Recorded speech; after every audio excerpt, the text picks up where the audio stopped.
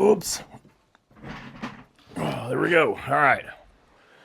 So I'm experimenting right now. I've got my Canon EOS R7, that new little camera I got last year. And I bought a while back the DJI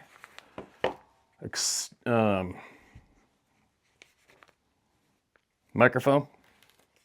So today is practice day this morning. I hope it's working. It's quality camera, right? And the GoPro's pretty good, but it's limited. What I like to do, what I really like to do, especially when I go in the woods, what am I doing here? Is what I used to always do with my Canon 5D, Mach 3 5D. Anyway, I would have a different recorder for audio. And then I would be able to set the camera up way back. And then I'd go off and sit on a rock or whatever and make the video that way. And that's what I was doing with the big old Mount Curry behind me. Remember that great big mountain back and behind me? Same place where ahead of me. There's something in the forest watching me record that day. And that's what I was doing then. Instead of having to have that GoPro right in your face or whatever, right? So now I can get back to doing that with this camera, I hope. Hopefully this is working right now, not too loud. So it has its own little charging case. So you put the microphone dealies back in here, detach the one from on top of the camera, put it in here, and it charges up again. How long will it last? Don't know. Gonna find out. Now, I screwed up yesterday getting a hold of the man who recorded that, we'll call it a family group of forest people, whatever you want to call them, it's up to you, but that's what they are. And I left my phone in my buddy's pickup yesterday. Got it back this morning, so unfortunately I missed his call last night, but we're just texting a minute ago. And I think tomorrow night we're going to get on a phone call, and he's going to share exactly what went down that day. And that's really interesting to me anyway, probably for a lot of you too. So there, I believe our winner found out she won her trail camera yesterday. That's exciting. I just caught her post this morning, or a little bit ago, getting caught up. And I'll tell you what, it sure makes you smile when you see somebody winning. Do you know what I mean? And all the happiness it generates. You know, she won her trail camera, she made a post, I won, and then there's a whole thread of everybody happy and celebrating. Happy people. That's what I'm saying. Happy is such a good thing. I love happy. Excuse me. Now, on a semi-dark note, I just about killed my dog this morning by accident. Shit. Right up front of the shop here is a bunch of old bricks, the old nasty red ones, but they're dog shit, and the previous owner had them in the ground in some pad, and I just wanted to get them out of the ground as I slowly fix this place up. And I have a little trailer, flat deck trailer, behind my quad. It's I used to use it for behind a vehicle, and it's on flat ground. I'm just putting those bricks on top, but Sarah wants the bricks for her garden off to the side. And there's a little safety hook. You know the hooks? The little latch, right? Hanging down that far off a cable. And I went to move it along very slowly, and all of a sudden the quad's kind of stopping. Out of the car, man, I look back, and the dog is almost wrapped underneath the frickin' trailer. She's on a lead out there. She wanted to be by me while I'm ripping these bricks up. And that one little hook was dragging on the ground, and just like the hook on a aircraft carrier, when the planes land and grab that hook, grabbed her lead and started pulling her lead underneath the trailer as I was moving along on the quad. Thank God I didn't hit the gas. I looked back, and she was almost done for. Would have been a shitty day. But she's fine. She's fine. She's going to be okay. Not even, she might be bruised, but she's not limping or anything. She didn't scream, but that was close. The stupidest mistakes, right? The dumbest little things seem to get us the worst. Now, let's get into it. This is fresh off the pan, meaning fresh out of the inbox. I'm going back and forth. Older, newer as usual. And this is titled 3 Sasquatch Vocalization Experiences, 2 Paranormal Sightings, And one UFO sighting is the title of this email to us. Steve, I found your channel a few months ago and I've been hooked on all the stories. I have a few of my own that I would like to share. You can call me Matt S. I don't really care who knows that I have these experiences and how they judge me for it. My background. I grew up in New Mexico and I've loved the outdoors all my life and I still do. From ages 11 to 16, I went to a backpacking/outdoors summer camp in southwest Colorado. We did lots of 4- and 5-day backpacking trips, mostly in the San Juan National Forest of Colorado and the Canyonlands of Utah. I continue my outdoors adventures until today, but don't get as far out in the backcountry as I would like to anymore. I have a ton of outdoor/crazy stories, but I have some Sasquatch, UFO/cryptid stories that I will share today. I'll just go on a chronological order. All right. You got my attention. Let's get into her. A UFO sighting in 2008. I was driving home from a friend's house late at night. I was staying with my dad's house at the time. He lived in a little town north of Albuquerque. It was probably around 11 p.m. to midnight.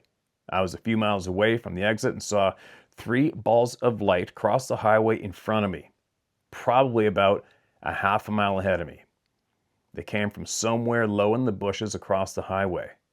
They crossed the oncoming lanes and then crossed my lane and hovered somewhere to the right of the lane I was traveling in. And as I caught up to them, they paced my car. Wow. I got a good look at them out my passenger's window. They were about the size of a basketball and had a horizontal band of light around the middle. Other than the band of light, they were all black. I definitely didn't look like an orb that people sometimes describe that are translucent. They looked very much made of solid material. After they paced me for about 2 or 3 seconds, they all simultaneously shot into the air in the same direction they came, but going at a much higher angle. The speed they moved was incredible. They were gone from view in less than a second, and all of the while they made no sound that I could hear over my vehicle. Wow. Man, the lights are seen everywhere, right? Even the Pemberton Valley. There's a history of lights being seen there, blue lights, white lights, all sorts of shit. Well, I've seen the lights too, right? And I recorded them. Remember that? Up in the mountains in Garibaldi Park in minus probably 30 and 5 in the morning in the dark. Sasquatch's Howl, 2008. Still, this was some time period that I was staying at my dad's house. Lots of weird stuff happened at that house. It was about 2 or 3 a.m. and I was outside the building. I was outside building these tomato trellises that I used to make. I was trying to get this big garden going and needed to get it done. And as I was doing this, out of nowhere, I heard only what I could describe as howling. Only this howl was unlike any other animal I can think of. They were very loud and reminded me of the air raid sirens from some World War II movie. There's probably 3 or 4 of them going at it all at once. They were long howls, probably 10 seconds long, and followed immediately by another. Obviously, I dropped the trellis and I was working on. I was behind a coyote fence that was about 10 feet high, but was freaked. I went inside immediately and I got the SKS out. I hid behind a wall where there was no window behind me, but I could see outside in 3 directions out of the windows. The howling stopped shortly after I had taken my post.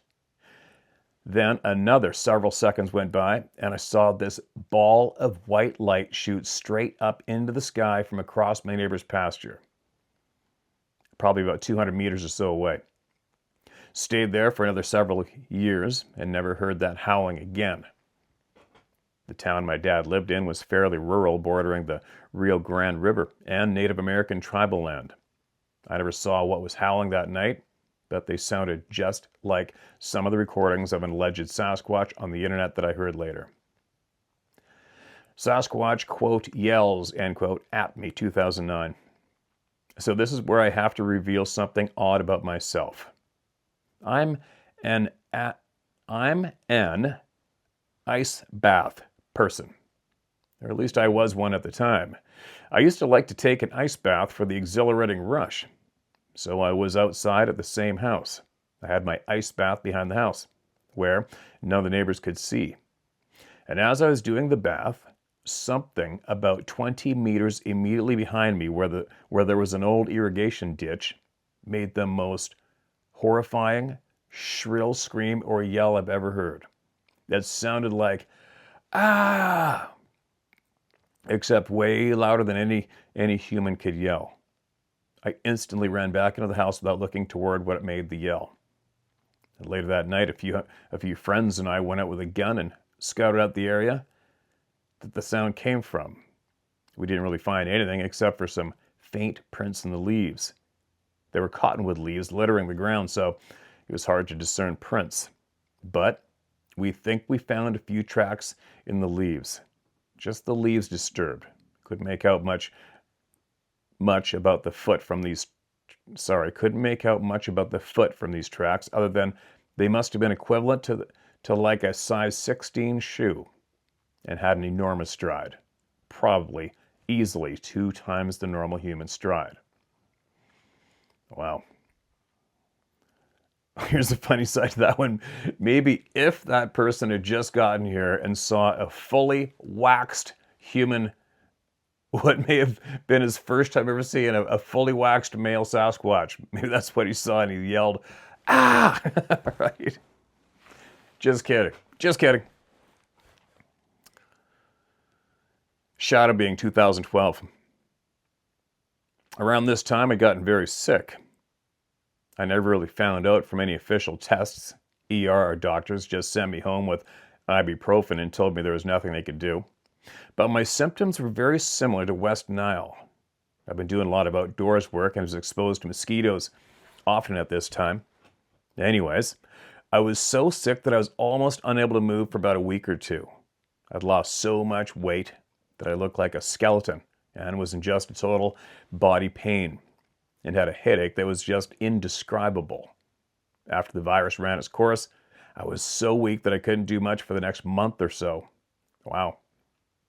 During the phase of my illness that I was the worst, I was laying in bed and this thing appeared in the corner of the room.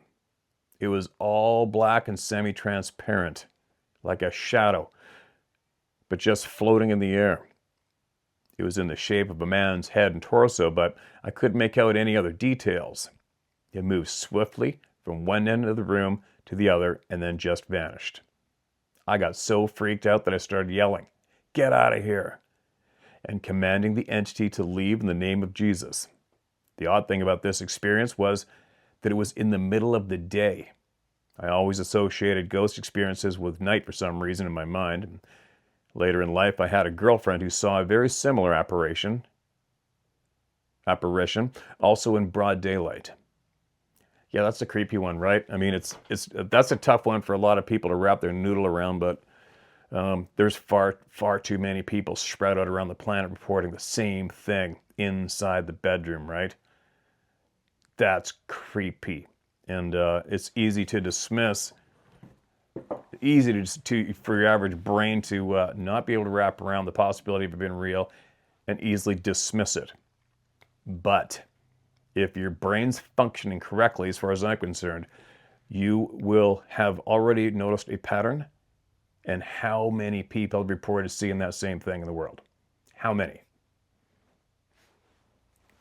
So, for me, it's legit. Some shit-eating weirds going on inside the homes. At times, not with everybody, but with quite a few people. Very alarming. Skinwalker, apparition 2012. This was a very brief but disturbing experience. I was still living at my dad's house. It was late at night. I think it was probably around 11 or 12 or so. I was walking from one room to another and happened to glance out the window, and I saw this thing running. It was the weirdest thing I've ever seen. It was all white and looked sort of like a deer, but with a different head. Head had no ears. Body was about the height of a deer, but legs were lankier. It also was seemingly emitting its own very dim light source. Sort of reminds me of the way the ghosts glow in Casper the Friendly Ghost movie. Except there was nothing friendly about this thing. It didn't resemble any forest animal that I'm aware of, and I also don't think that it was a physical entity. I've seen some very similar images from trail cams online, and I'll try to find one and attach it to this email. It was a very fleeting experience, only lasting a second or two. Creepy. Creepy. Sasquatch footprints. Calling in northwest Montana, July 2013. I had to come to Montana to do some backpacking. I'd figured that it was a good thing to do. I was currently single, had no children or property, save my Jeep Cherokee. I was also just sick of the way everything had been going and figured I needed a hard reset in my life. Getting in the real world works good. My plan was to travel around to different areas in Montana for the summer and just backpack around as much as possible. I had my trusty 3-year-old dog, Doodle, with me. Dougal with me. He was a dog that had wandered into our neighborhood from the reservation and adopted us. I'm not too sure what breed Dougal was, but I think he was some kind of German Shepherd / Border Collie. This summer I had several memorable, what I believe to be, Sasquatch experiences that I will talk about. The first set of experiences was in the Mission Mountains in northwest Montana. I'm going to refrain from giving the exact location as I don't want to encourage anyone to seek these things out. The location was a high lake nestled in a high saddle. I'd hiked about 10 miles on a foot trail off of a logging road. We'd driven about 4 or 5 miles from the main road on this logging road to reach the trailhead. And a friend of mine had accompanied me on the first half of the hike, but had turned around halfway up the pass. Dougal and I proceeded up the rest of the way. Now, this location is very remote. Not at all one of the heavily trafficked trails in this region. You either have to buy a day-use permit from the Salish / Kootenai tribe to hike up the west face, or drive many miles around the back end of the mountain range and hike it in that way. What I'm trying to get at is there were not many people getting into this area at all. And sometime after my friend and I had parted ways, a big tree fell down just off the trail. The tree was probably about 50 yards or so off the trail and about 50 plus feet tall. No big deal, I thought. After all, trees fall down sometimes.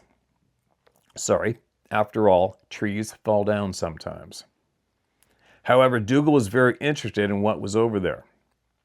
What happened later that night convinced me that the tree was pushed over. When we arrived at the top of the saddle and the lake came into view, it was absolutely beautiful. The spot was like the image off a postcard. Crystal clear blue water, snow-capped mountain peaks, lots of tall cedar, spruce, hemlock, and fir. There were little grass openings next to the lake. It was like the most postcard perfect camping spot you could possibly imagine. My heart was filled with joy as I began to unpack my backpack and set up my tent. As I was setting up my campsite, I noticed this huge footprint in the grass. This time of year in Montana, we get rain showers that last for days, and the grass gets very soft. I'd started looking into the Bigfoot phenomenon some years ago just out of curiosity. I've always had an interest in conspiracy theories, cover-ups, unsolved mysteries, and the like. So I recognized this footprint right off the bat. He was in the grass and very deep, probably 2.5 inches deep in the grass. And he was probably about 14 or so inches long. You could see toe impressions indicating that whoever left it was barefoot. However, since it was in the grass, it was hard to make out much else. But it was 100% a human footprint, just effing big. I tried stomping in the grass next to the print, and was only able to leave about a 1/2 inch indentation that made me feel so small and wimpy in comparison. Now, I had that one experience years ago hearing the calls at my father's rural New Mexico property. And I'd done a lot of online investigation following that, so I was well aware of the Bigfoot phenomenon. I considered leaving the area, but that would mean hiking after dark.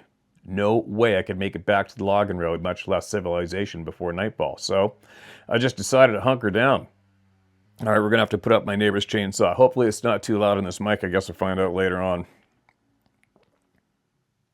So I just decided to hunker down. I had my dog and I had my bear spray. Now I always carry a 45 ACP with extra mags. I figured I'd be all right. As I was filling up my water jugs, I crossed a little stream running into the lake. Right in the mud next to the stream, clear as day, there was another massive human footprint. This one was very detailed and looked 100% just like a regular human footprint. The only difference was that it was about 14 inches long. I also started noticing that there were a lot of trees with the top snapped and left hanging off to one side. The videos at the time were not available on the topic talked about. The videos at the time that were available on the topic talked about this being associated with Bigfoot. All the tree breaks had the break about 7 to 8 feet from the ground. The trees that were broken were all younger trees, but still way too thick to have been broken or even a very strong normal man. I remember sorry, I'm screwing up, I don't know why. I remember feeling apprehensive and on alert. Even though I had once experienced years earlier, I figured that I would be safe. I have faith in God and just figured everything would be okay. And I settled down and cooked my dinner, read a book for a while, fed the dog, and then the sun went down. And I was laying in my sleeping bag and it started. My stomach went into my throat as I heard the calls start. They sounded very much like the calls I had heard back in New Mexico, except they were not quite as close. If I had to guess, they were coming from about 100 yards or so away. There were about 3 or 4 of them going at once. They were doing the air siren, as I call it. Not the aggressive screaming that I heard on videos. It sounds like 3 or 4 air sirens going unison, starting and stopping each one at different time, then repeating the same thing all over again. Dougal was just laying there with his ears down next to me in the tent, not making a noise. I was doing the same. I thought of calling my friend. What the hell did you send me up here for? There's a Sasquatch and all this shit's going on. I need to get out of here, I thought of telling him. And then I thought, what the F's he going to do? Send a helicopter? He's 15 miles down the mountain and it's night. I got myself into this. I'm just going to have to live with the consequences. F. Then this calling went on for what I would guess another 10 or so minutes, and then it stopped. The whole time I was trying to be as small as possible and go somewhere else in my mind. And for anyone who's heard these things, the powers of these calls is astonishing. Impressive and very intimidating. There's no way this is some forest animal. After the calling had come to a stop, I stepped out of the tent without my bear spray or anything and stood facing the direction of the calling with my hands outstretched in a gesture that I was unarmed. I had the feeling that whatever was out there could see me, and I wanted them to know that I meant them no harm. And the rest of the night was uneventful. No calls or anything. I think I even was able to doze off somehow. This was before I really heard anything negative about the Bigfoot phenomena. I assumed that they were relatively peaceful forest inhabitants and meant no harm. So I decided the next morning that I would try to make it to another mountaintop lake about 7 or so miles away from the first spot. I worked my way down the other side of the saddle and was hiking along the trail leading to this other lake. And after 3 or 4 miles hiking through the drainage, I lost the trail. The trail ended in one of those early spring swamps that are everywhere. Not actual swamps.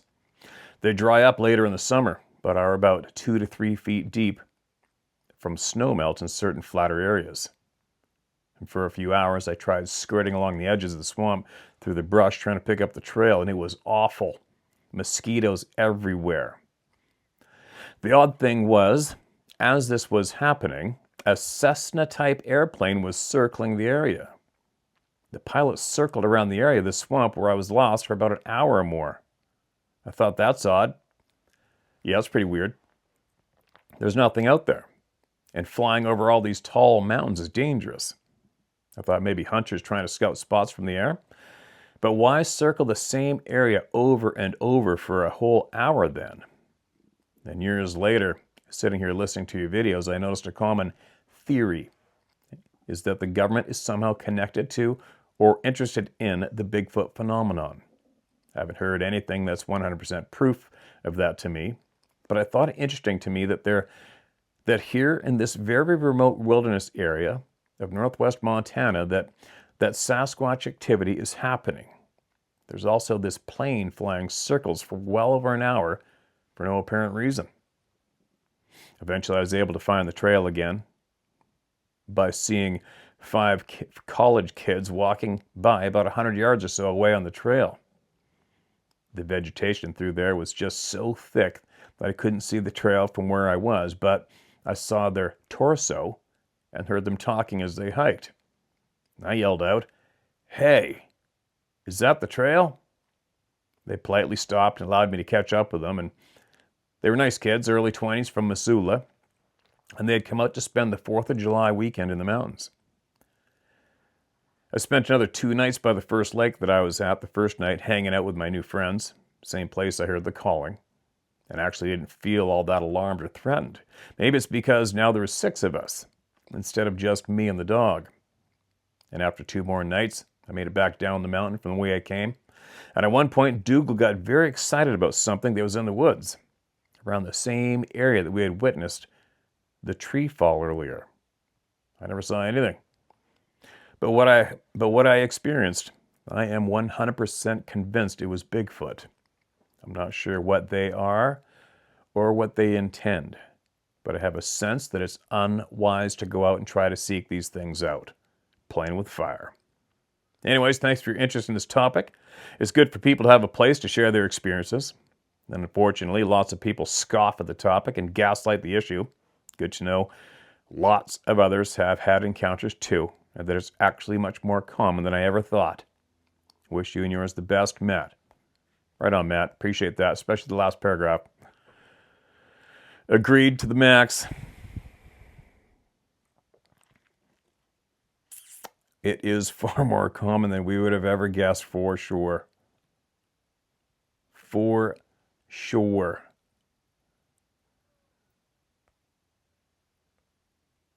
Who's next? We got another one from a regular contributor to the inbox. M. Lewis has shared a conversation by the looks of this. Navajo tribal paranormal investigator said, tell this email, all right? John Dover, a retired federal ranger and a colleague, were full-time investigators of cases passed to them by Navajo tribal police that involved the paranormal on Navajo lands. Being interviewed about UFOs and says, quote, "We used the laws of legal evidence and we try to get enough evidence that something can be admissible in court. He's seen all sorts of crafts, different shapes, colors, classic saucer, etc. They came to the conclusion these things all involve dimensional travel. We came to that conclusion on our own because we started looking at the evidence.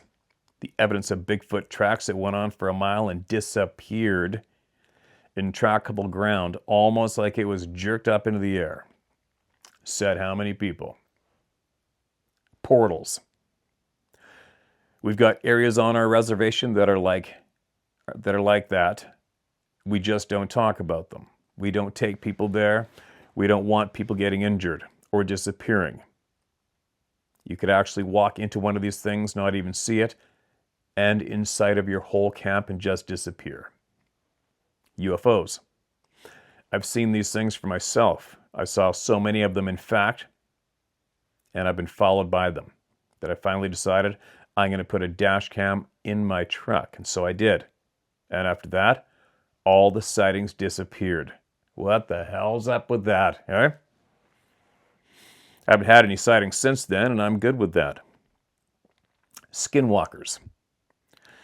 Yes, I have. It looked like an animal, like a coyote. Was it a coyote? No, it wasn't. The one that I'm referring to, somebody had shot it. And when they tried to drag it out because they thought it was a coyote, as they were dragging it, the hind leg turned into a human leg in their hand. Good heavens, you saw that? Yeah. Have you seen a skinwalker? We found out that they're bracket, government are, end bracket, very interested in the idea of skinwalkers. Sky people. Do you think the sky people are still visiting Native American communities? Sure they are. We've often asked families up there why they don't report the UFO sightings, and they tell us if we report it, a whole bunch of people will come up here and investigate it, and those gods won't come back. Interesting. Confirming. 16 minutes. But the classic disappearing tracks, and I'm good with that, were worth a sympathetic LOL. Michael. Navajo Ranger on hunting UFOs in tribal lands. All right, so I'm thinking you took that from the video.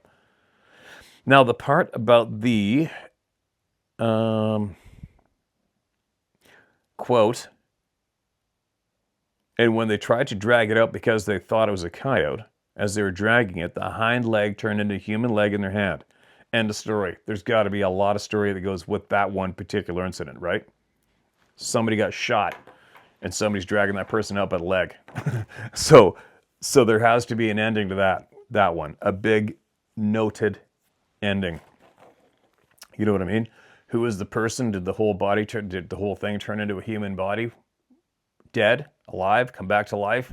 Dispose the body? Find out who it was? ID? Who was it? Where was it? Do you know what I mean? There's a shit pile that goes with that one. Especially if it was investigators, law enforcement officers that witnessed that. Interesting. Interesting. Lots of holes, but interesting.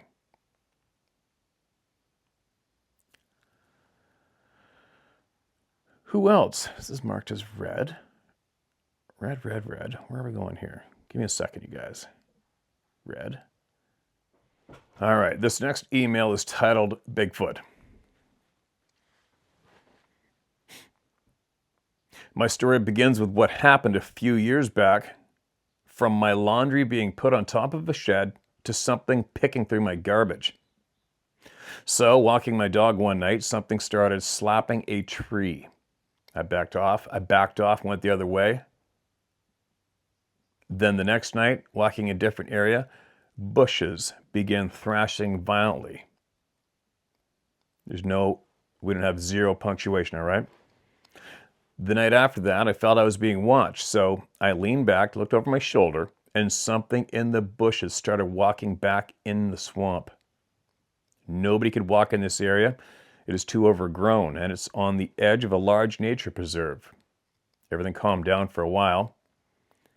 Then, going to take out the garbage one night, I lifted the lid to see how full it was, and something growled really loud. I looked and stared in the direction, then walked the trash can to the road about 1/8 of a mile away. So, every time I went past the bushes, I got growled at. So I finally talked to the creature that was doing the growling. It soon stopped. Never felt uneasy after that, but I knew I was being watched. So, when I would walk my dog, one night I brushed my hat across her rump to make a psst sound. She would take off running all around. So about the fourth night when I was walking, Casey, something from the bushes went psst. It didn't freak me out, but I knew now I was now being watched and didn't detect it. Well, that's about it. I have a picture, what I think looks a lot like a footprint on the nature trail. My name is Donnie. My croc size is 10, sitting next to it. Look at it real close. To me, it looks legit. I'm going to have to try to find it because there's what the photo looks like on my phone right now. Just give me a second. All right, I found it. found it. See, at a distance, it looks like a possible wolf track up in the toe area, but then you zoom in, and you can see the toes going all the way down. Huh. There you go. Looks legit to me, my man. Looks legit to me. And there you go. Welcome to the club. If you're still hanging out, keep us posted, all right? See what else is going down around there as of late, if anything.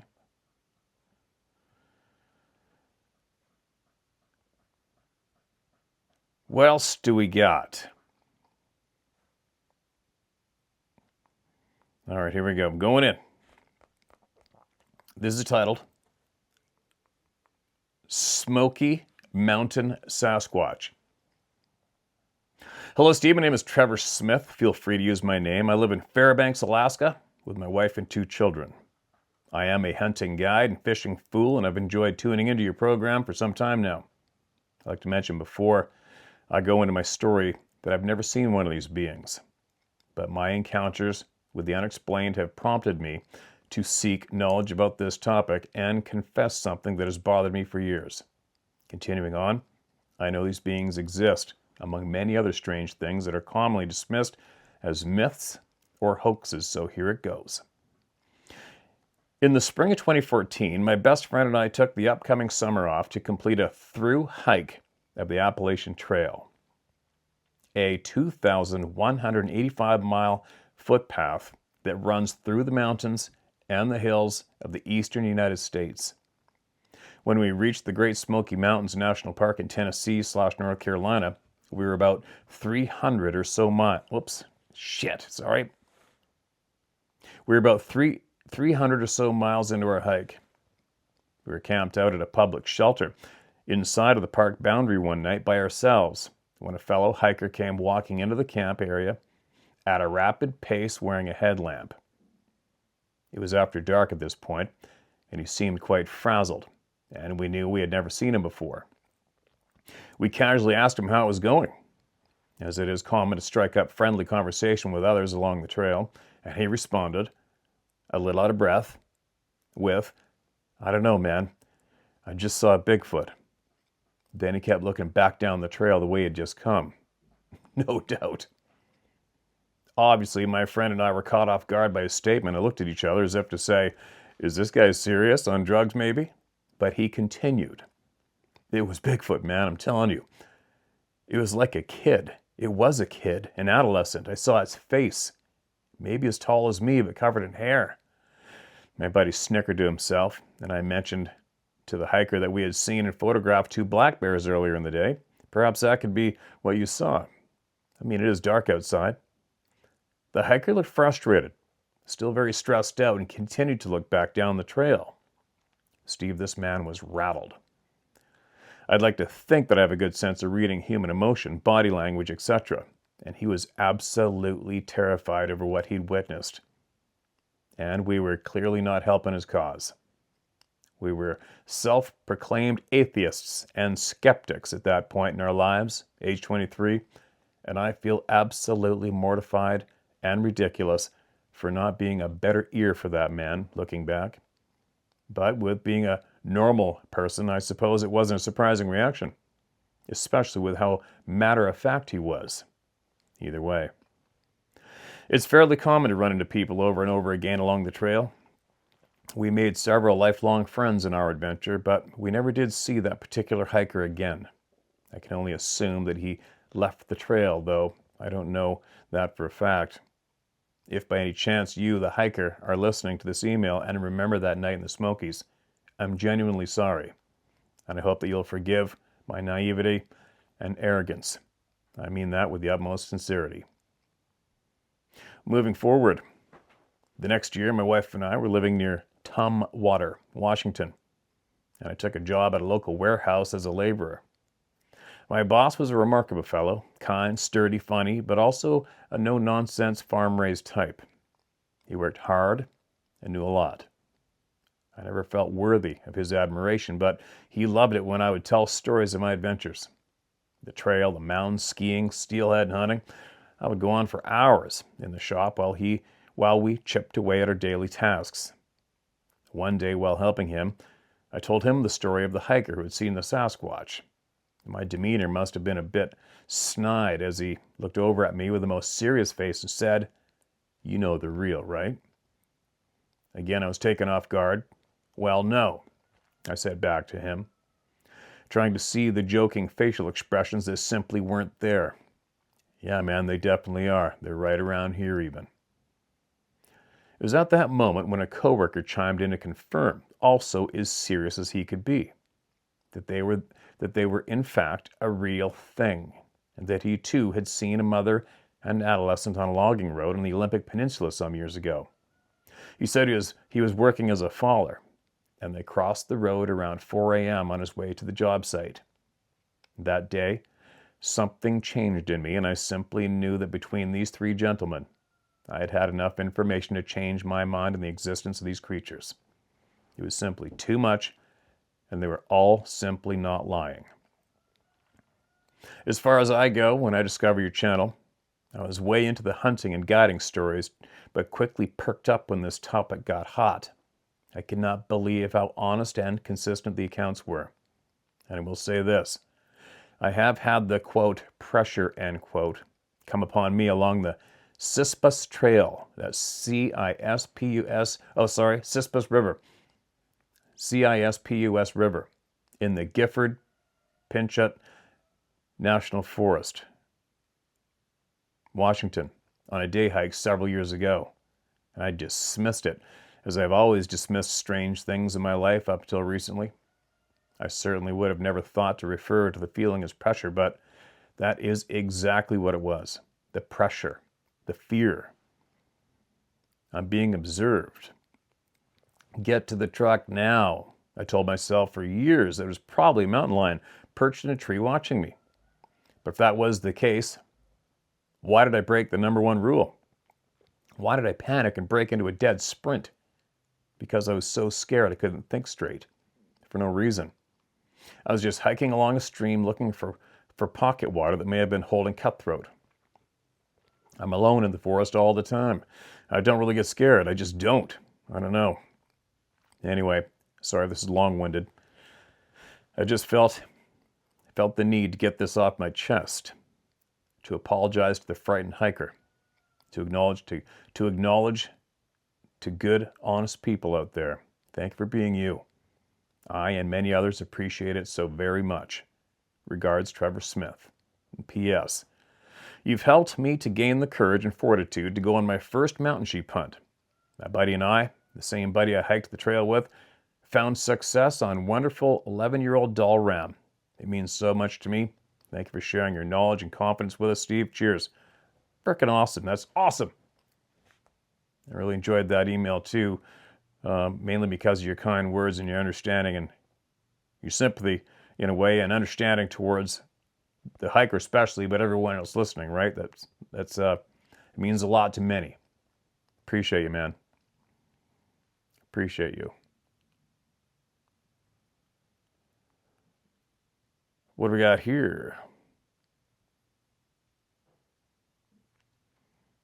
All right, I just did a quick scan to see if I recognize any words because it's not marked as read, but here we go. Oh, side note. Wouldn't that be interesting if the hiker was here and does chime in the comment section below our emails? I think that would be great. If that hiker is here, email us. All right? Email us. Beings in Upstate New York is the title of this next email. Hi, Steve. Been watching your channel since before you started with the other beings. Avid hunter. And I always loved watching your channel. Since you started the Bigfoot saga, I am always watching for new emails and people's experiences. Okay to the meat and potatoes. I've had 2 seriously odd experiences, but have not actually seen one of these beings. The first time reality hit of these being beyond lore was about 1988 or 89. I've lived in the Lake Ontario area for the majority of my life. Anyways, we live on the east branch of the Little Salmon River. One One late winter day, my wife and I walked down to have a look at the river just to enjoy the scenery. Back then, we were not anywhere as near as many people that are there now. As we approached the river, about 50 or 60 yards away from the bank of the river, we came across footprints. And these effers were huge. I remember it like it was yesterday. I stick my snowmobile boot into the print, and it was a solid 6 to 8 inches longer and wider. Whoa, it's a big dude. We seen the tracks coming from upriver heading downstream. The tracks went into the small clearing and into what used to be thick, and I'm talking thick brush. I tried to reach the stride and was not even able to do so. I came up short, at least 2 feet. We said after that, I went back to the house. Sorry so long, but I left out how incredibly cold and extra stuff, LOL. The latest was during the past hunting season. I'm still not certain exactly what the deal is, but this is what happened. It was one of the last days before rifle season ended. On the four-wheeler, I go next to the mailbox and notice there was a piece of mail that was on the ground. Already being late, I texted my wife and my sons to go grab the mail off the ground. I finally get on my stand, and about 7 to 10 minutes later, I hear what sounded like someone was headed towards the area I'd parked the wheeler. So I'm like, F, could anything else go wrong with these few moments getting on watch? Anyways, the noise coming closer, then I heard 2 distinct short whistles about maybe a minute apart. Then after another minute, a verbal, hey! It was a fairly deep voice that sounded human for sure. So anyways, I'm pissed, and after sitting there a couple of minutes, I get up to find out why this person was trespassing and messing up my hunt. I was not able to find the person or any tracks whatsoever. I looked and looked, and I'm telling you, 0 prints, and I know this property better than the back of my hand. I didn't get any weird feelings or anything like that, but after scouring at least 30 yards in a big rectangle, nothing. Also, it was the first time I hadn't seen any deer sign at all in many years. I walked the woods almost daily after just to see if I could see any deer sign or coyote or something. It was about 2 weeks after the season until tracks started to show back up again. Just odd. And that's it. Keep going on the channel. These beings are out there. And it's too bad this is the only place to talk about it without having ball busted. Sorry. Yeah, well, there's a lot of places to talk about it now. There's a lot more people are becoming aware to a lot that's been intentionally hid from us. A multitude of topics, right? A lot. It's working. As long as you don't quit, right? As long as you don't quit. You don't quit. You keep repeating the truth. It's just like the lying sons of bitches. They don't quit and they keep repeating lies. They don't quit and they keep denying. It works because they don't quit.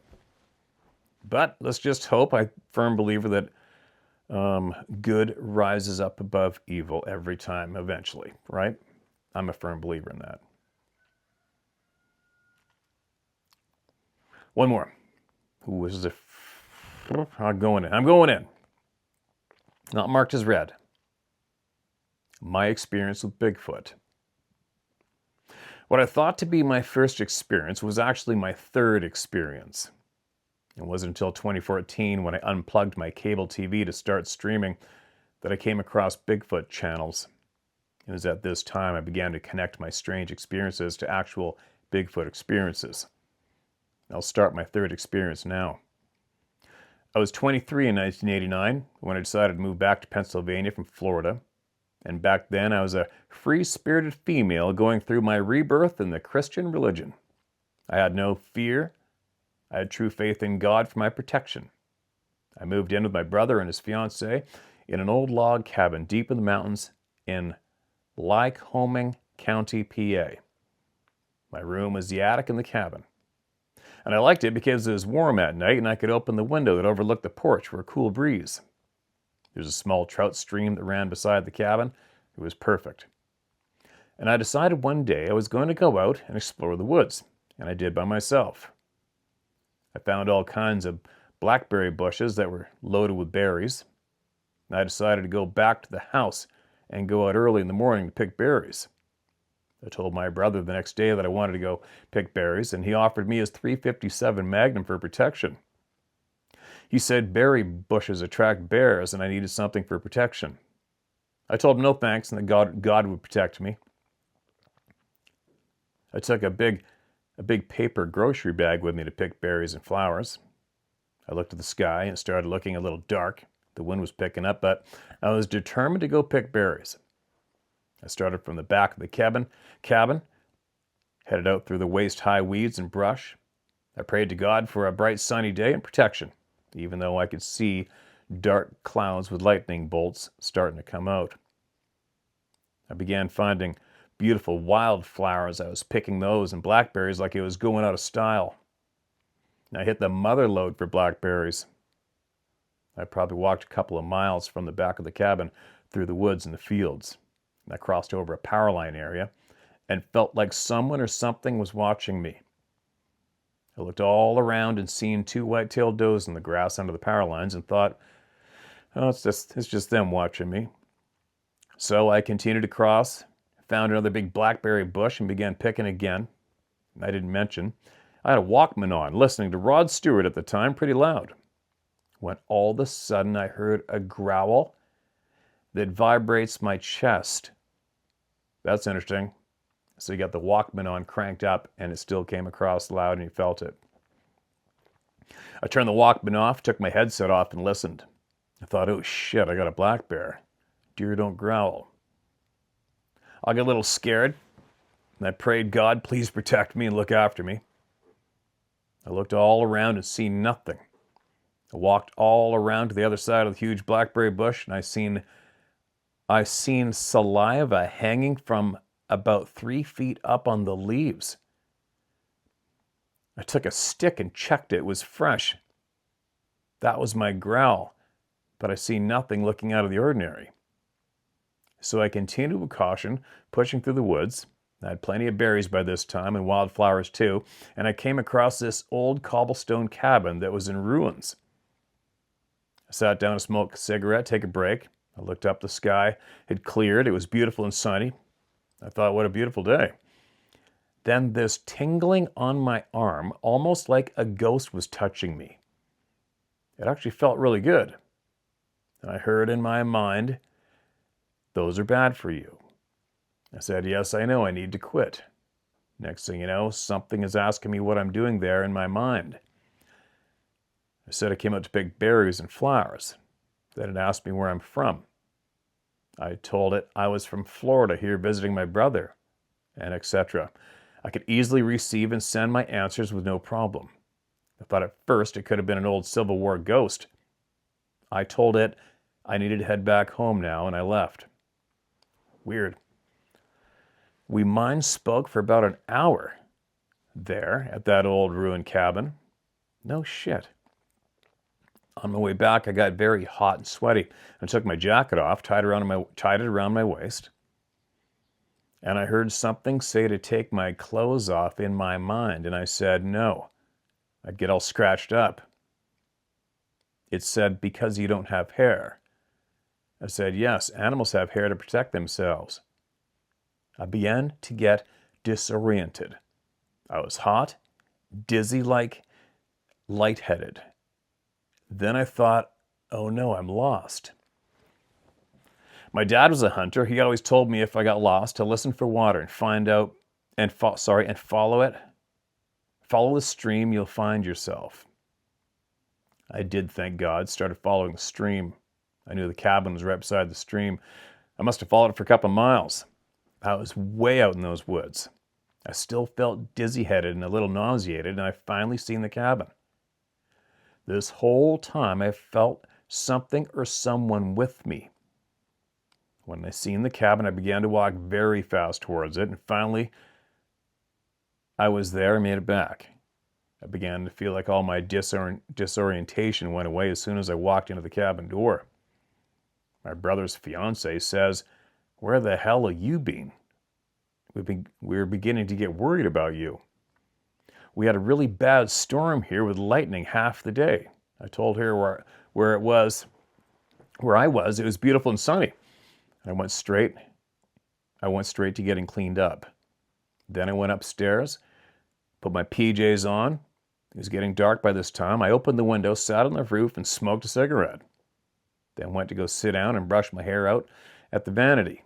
And I heard this huge thud, like someone threw a brick on the roof by my bedroom window. I ran to see what caused the noise. Looking out the attic window, I seen a red, hairy something. It was no more than 4 feet from me. Its back was turned, so I could only see its back. I could see through the hair on its arms. It was white-looking skin underneath, and I didn't notice a cone-shaped head. Couldn't really see a neck from the back, but its hair was like a thick lion's mane from around the shoulders going into like a V. Kind of like that red thing in the video the other day, right, in the opener? I'd say it was about 6 or 7 feet tall. It was slouched over, facing away from me. It had hair on the backs of its hands, and I didn't see the palms. I thought, a demon. What the hell is this thing? I took both hands to rub my eyes because I couldn't believe what I was seeing. And when I removed my hands, it was gone, disappeared. So I sat in the windowsill to smoke another cigarette.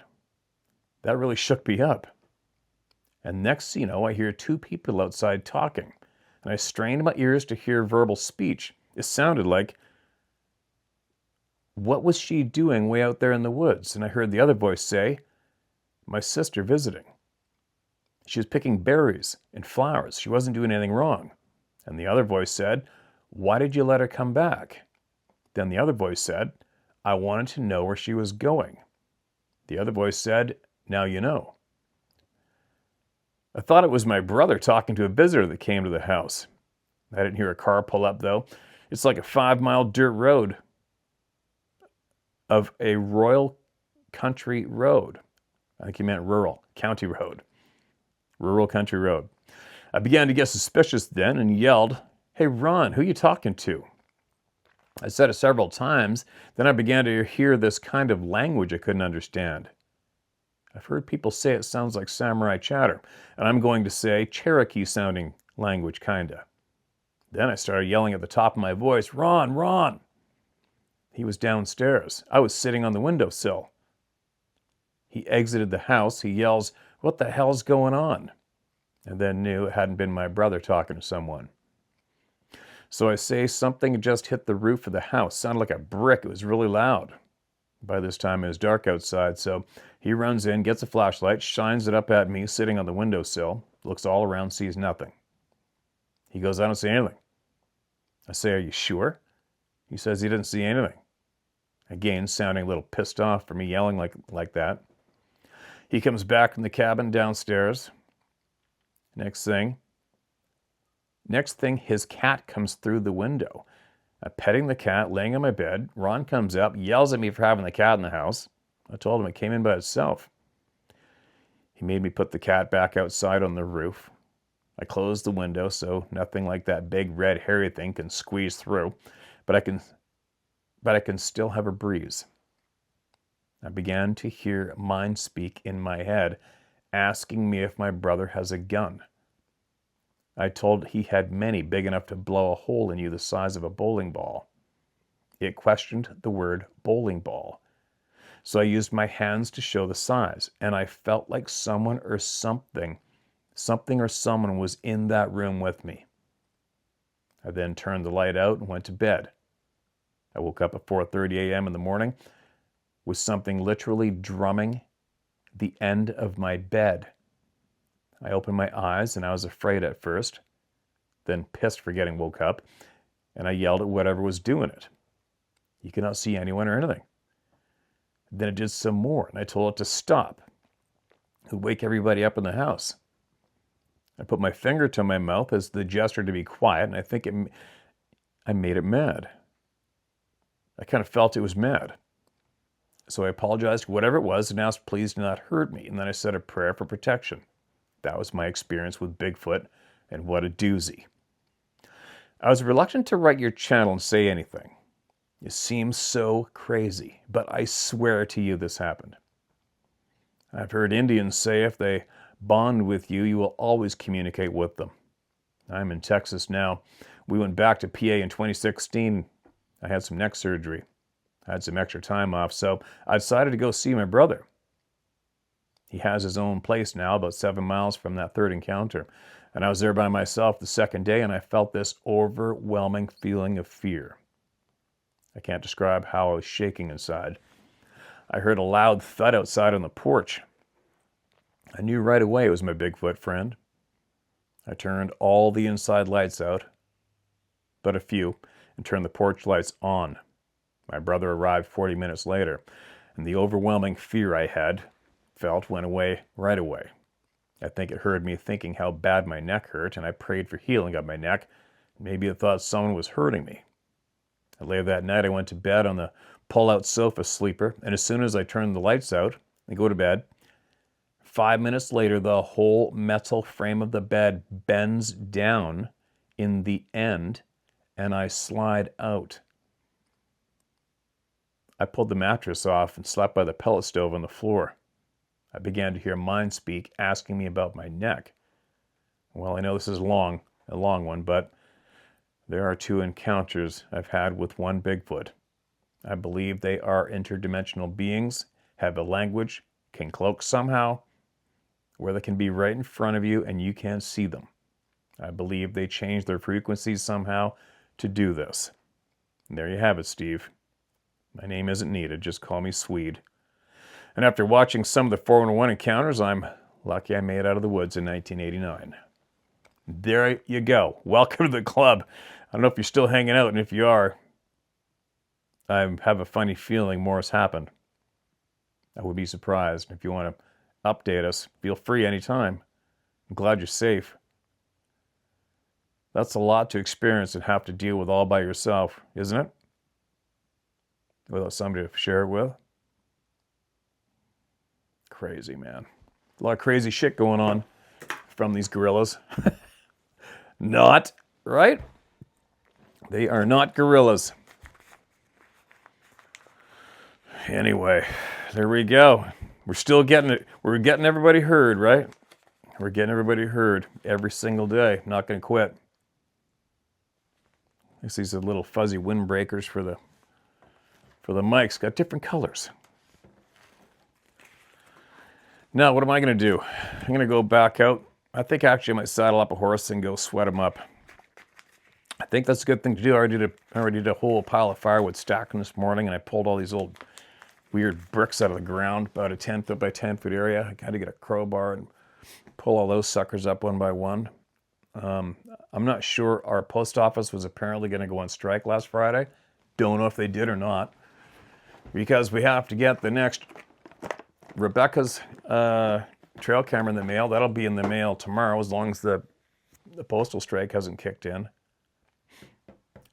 What else? I think that's about all I have to report for now. I'm looking forward to tomorrow's phone call and to get all those answers, a few answers to questions I got about what that man witnessed and caught on his cell phone and shared with us.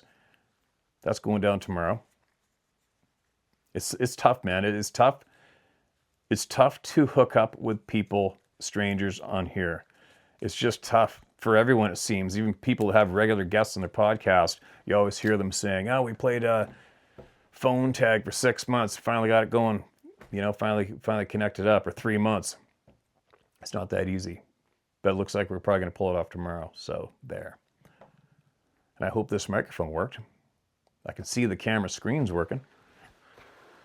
And it's not quite raining yet, so I think I still have time to go sweat up a horse and then carry on some more chores. So, share my story at howtohunt.com. All right? Email me. Email me. Us, I mean. And share your truth with us, all right? Well, we still can. Well, I still can. Well, we still can. And I should be back tomorrow.